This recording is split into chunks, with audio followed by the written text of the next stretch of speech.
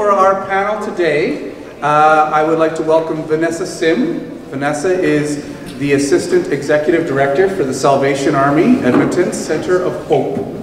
She has been with the organization for 7 years, focusing on leadership development, improving process, decreasing barriers to service, and is passionate about serving this wonderfully resilient population. It's true. It's all true. It's all true. Robert Gurney. Rob is a peer support worker with Alberta Health Services with injectable opioid agonist treatment. It is the fourth line of defense for opioid use disorder. And Rob's own past of injectable drug use gives him an insight to what life is like for the participants in the program. We also hear from Pamela Spurvey. Pamela is a peer support worker as well through AHS and a mentor with Edmonton Drug Treatment Court for the past 4 years. For the past 9 years, okay, this is where we have handwritten things that don't, that aren't organized terribly well. So it's 4 years and 9 years. 9 years in both a harm reduction and abstinence role with the Drug Treatment Court. Okay.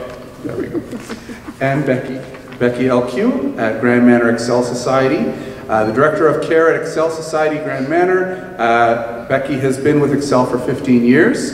Grand Manor is a designated supportive living facility owned and operated by a not-for-profit organization, Excel Society, and staff funded by Alberta Health Services. We have 118 residents with supportive needs, and they operate a 21-bed managed alcohol program. I'm very excited to have all 4 of you here.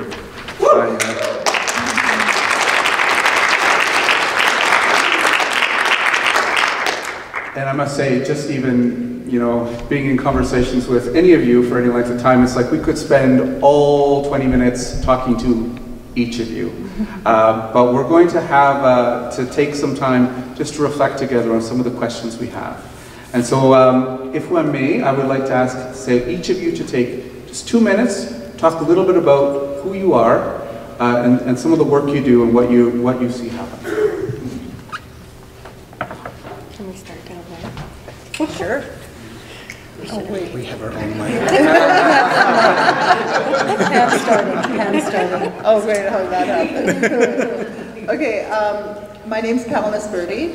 I've been on a road of recovery now for 12 years.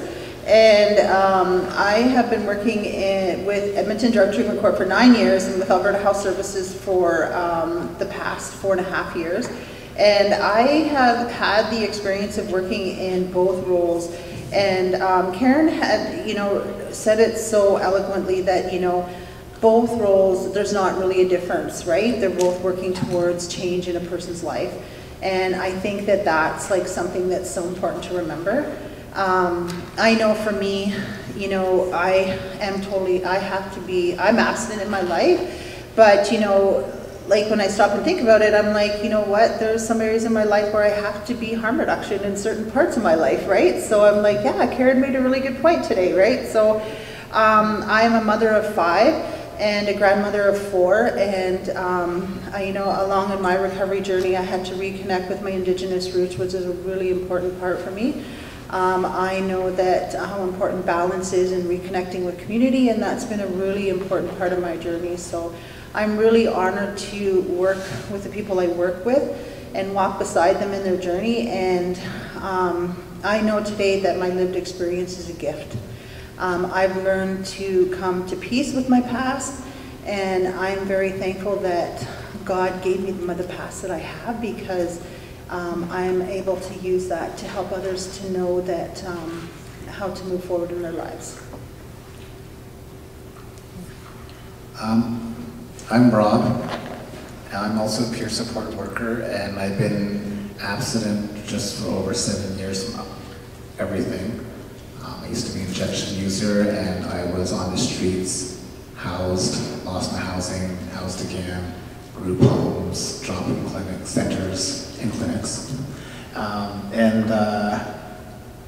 As a peer support worker, I get the honor of being able to walk beside people as well, until they're able to walk in front of me.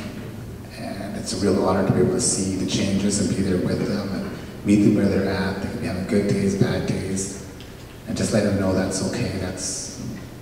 We all go through that. We all share our experience with each other, so I'm just glad to be here. My name is Vanessa, and I work for the Salvation Army for the Edmonton Center of Hope.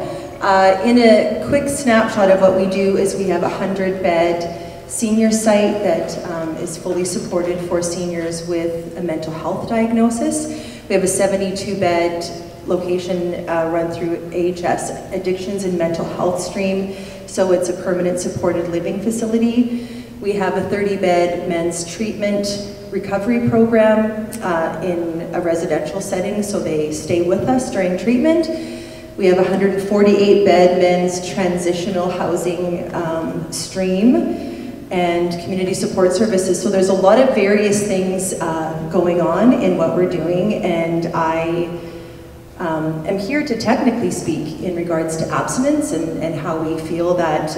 Is Karen still here? How she just articulated so well how we're not opposing of each other, harm reduction isn't versus abstinence, and that there's just a place for all of that on the spectrum, and we're part of the spectrum, and we waver in and out of various degrees of that depending on what site you're at. And I just feel really privileged to be here and to be amongst people that are so openly sharing their stories, which feels like we should hold really sacredly in this room. And thank you.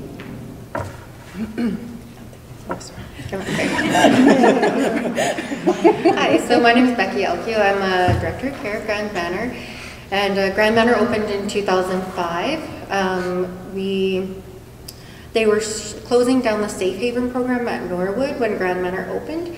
So harm reduction was running, it was a Safe Haven program, and Excel didn't know anything about harm reduction.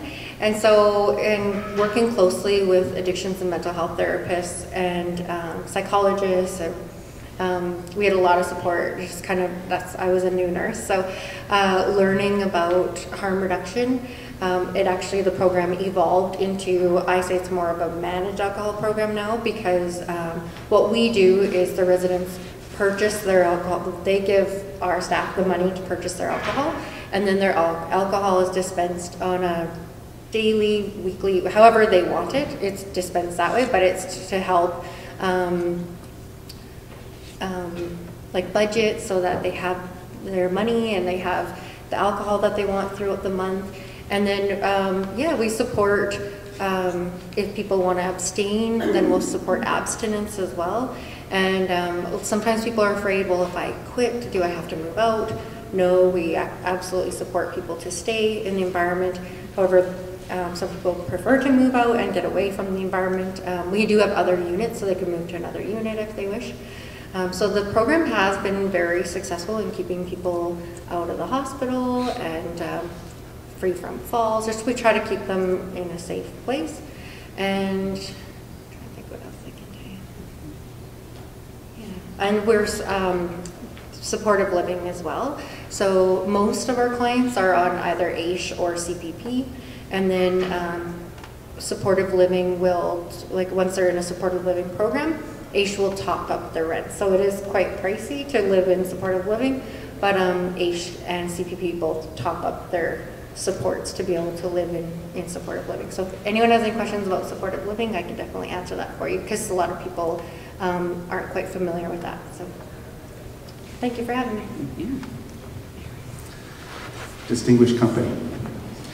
Well, maybe I can just try and pull out a little bit more from each of you. Because we want to get to, want to understand some of the strengths of the abstinence and harm reduction approaches. And I think both of you all use, can speak to the range of it. So maybe you can share where you see the two pieces of the puzzle, and what helps people, and what are some of the threats that they face. Like where do they really struggle in staying the course? Does anybody like to start? Can you ask the question one more time? Okay, like a little big too question. rambling. It was a big question. So,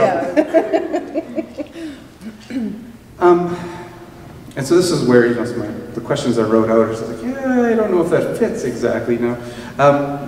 But maybe you can reflect on what in your approach in the people that you work with, what are some of the threats that they face to falling off, and what are some of the things that help them succeed and you know, harm reduction, abstinence. If you can help make those connections, that would be great.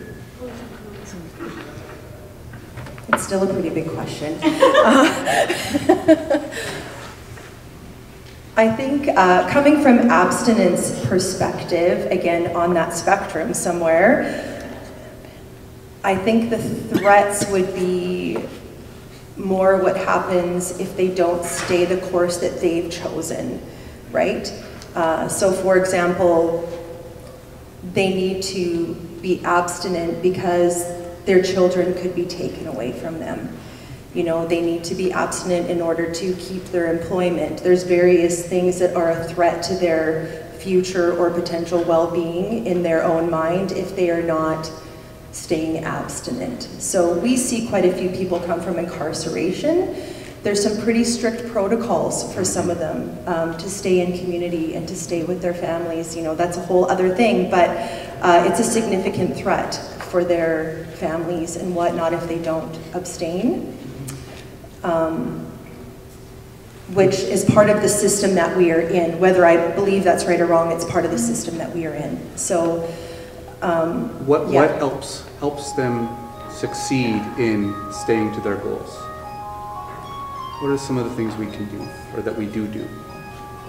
Well, I think to best that we can, within the parameters we're given, meeting them where they're at and asking them what it is that they need in order to stay clean or sober. What can we provide? What kind of client-centered care can we come along and provide? How do we help them reach those goals is really the question that should be asked. I don't really have anything to offer them other than what they may need, right?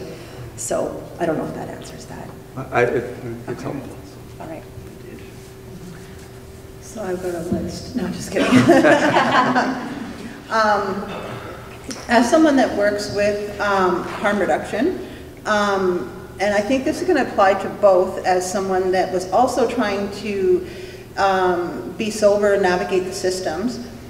When you're trying to navigate the systems in either way, so I can also, you know, as someone who was trying to navigate these systems and as someone who was trying to get sober, but also trying to watch my clients as trying to navigate these systems as they're trying to, even if they are using a harm reduction model, the things that they have to face out there today are so difficult, along with the internal messages that they're facing, but also the stigma that's out there, the judgment, the silos, the systems that you have to face. There's so many barriers along the way and struggles that are happening for these people. I remember for myself, and this still continues to exist, there's so many barriers and things that are put in the path, even for a person that has to go to the hospital. Somebody that has to go to the hospital who has a history of drug addiction. If they have to go to the hospital for something because they're unwell, there's things on their they'll get discrimination that they're drug seeking. That's a barrier, right? That's a barrier in itself. So that's some of the things that they face, right? You know, things like that. You know, the trauma that they're facing, right? The internal message, their belief in their value system, that gets in their way, right? Because depression, anxiety, you know, there's lots of things that is happening for them internally as they're trying to get well. Those things get in the way. Waiting lists, transportation, you know, finances. You try living in your income is $323 for rent. You try going to find a place out there for that per month. That's a barrier, you know, and top of that, and addiction. I have a list. And I only have 20 minutes, so I know some of some of the barriers that my people face on a daily basis, and it's really difficult for me to talk about. I have people that live in tents. but that still get up every morning and come and see us 3 times a day to get their medication to stay well, and are still trying to get this medication so that they don't continue to use fentanyl and other medications so that they can get well. But they still go back to their tents and are trying to survive. But you know, and those are the things that they face because they don't have enough, and the waiting lists are phenomenal. There's 1,772 people on the waiting list for Homer Trust alone. You know, so there's barriers that these people are facing, right? So there's all these different things that are happening for these people as they're trying to get well. And there's only so many things that our nonprofits places can do to help these people. It's not one person's fault, right? It's how do we work better together to support these people? We can't blame one person, right? We're all trying to work better with people that are facing so many different things inside. There's intergenerational poverty. There's been years of poverty, intergenerations of poverty. I was talking with a lady from Salvation Army that said something to me that was so powerful. She said, we have intergenerational families coming in for the food bank. It's them, it's their aunties, and the children are with them. When the children are seeing, where do you go to get help? You go to the food bank, you see this, what are we teaching? Right? So it's intergenerations of people on assistance. How do we create change? I wasn't taught growing up that I'm going to grow up and you get a job. Right? My value and my belief system was changed for me from a young people. So there's lots of things that these people are trying to break through. So that's a loaded question. Yes, my apologies for the questions.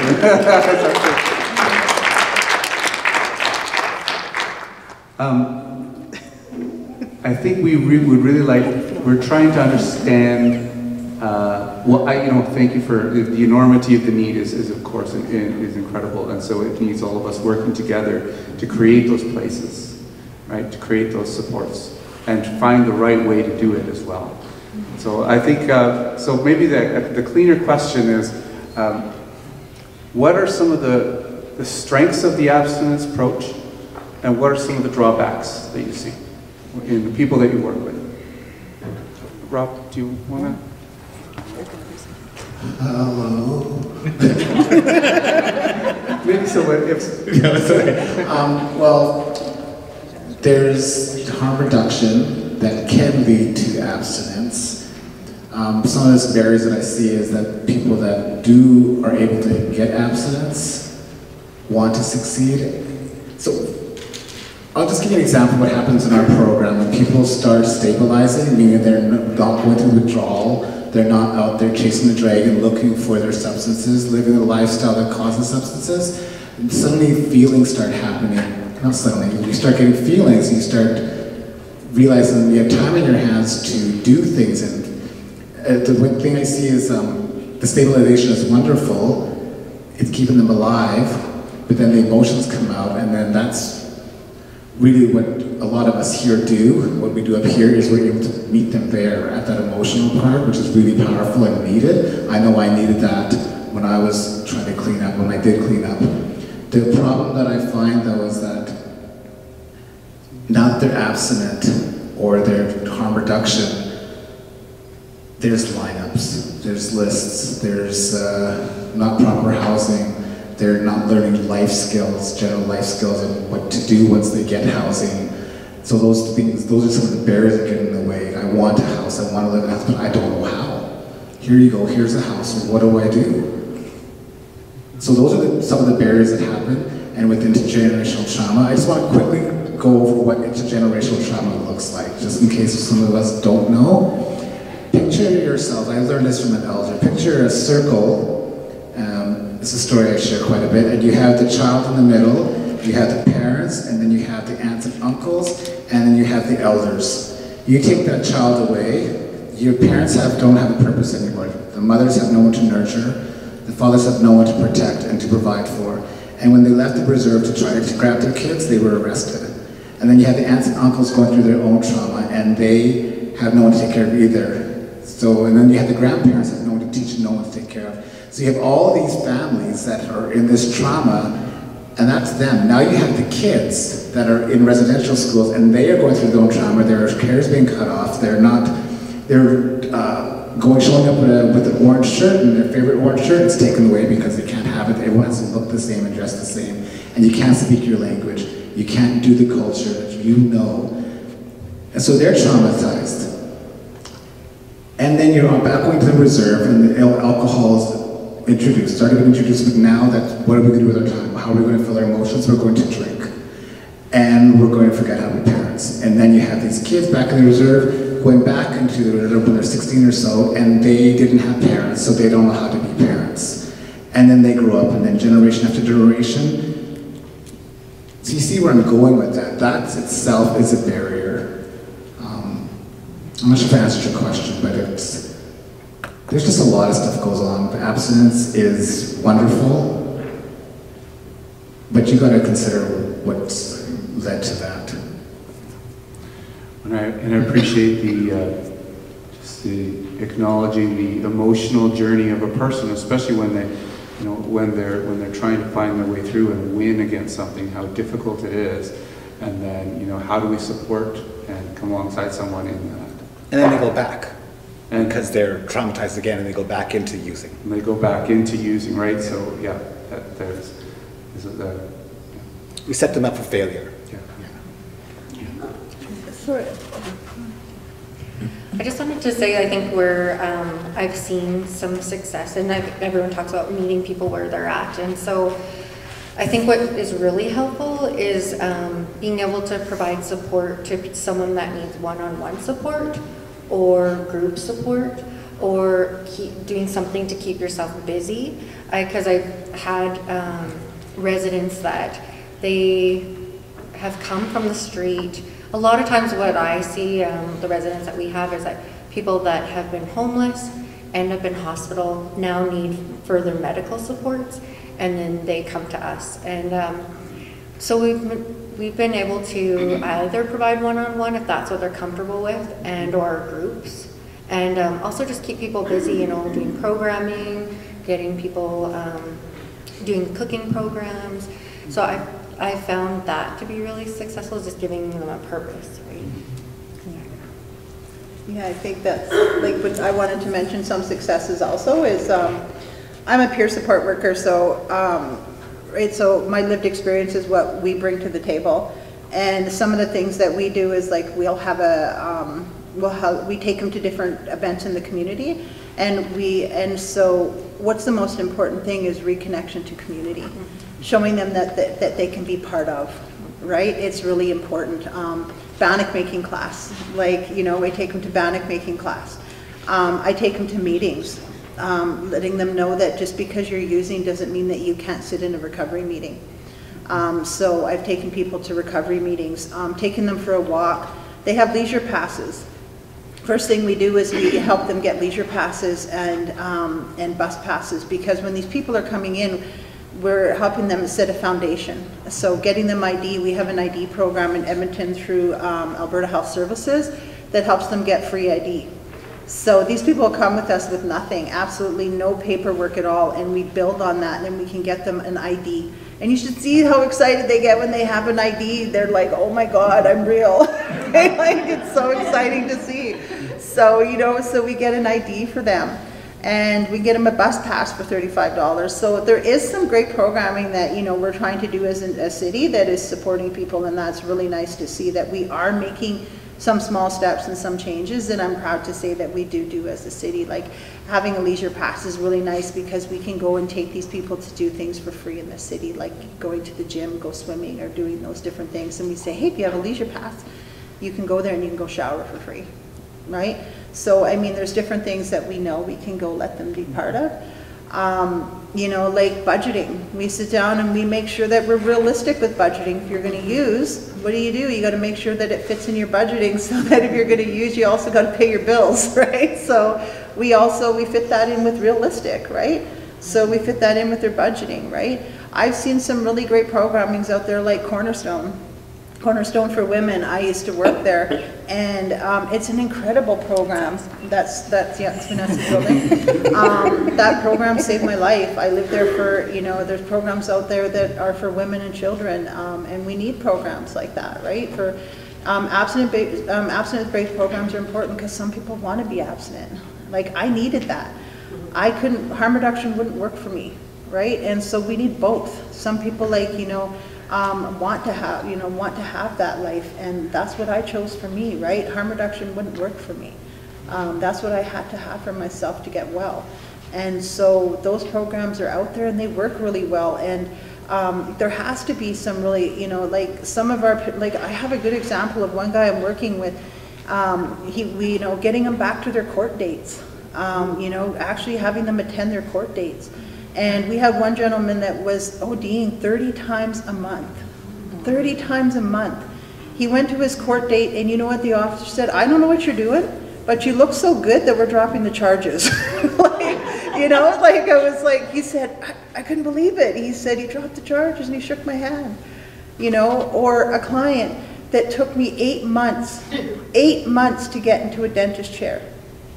8 months. And when I got her there, she curled into a ball when he walked into the room.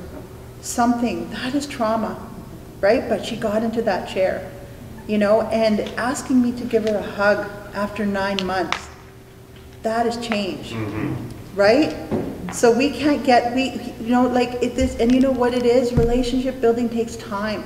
We can't do this in 2 weeks, right? And that's what people need to understand, is that it takes years for trauma to happen. It's not going to change overnight, but that's the miracles, right? So if you that's what I'm talking about, right? So yes, both these models are incredible, but they both take time.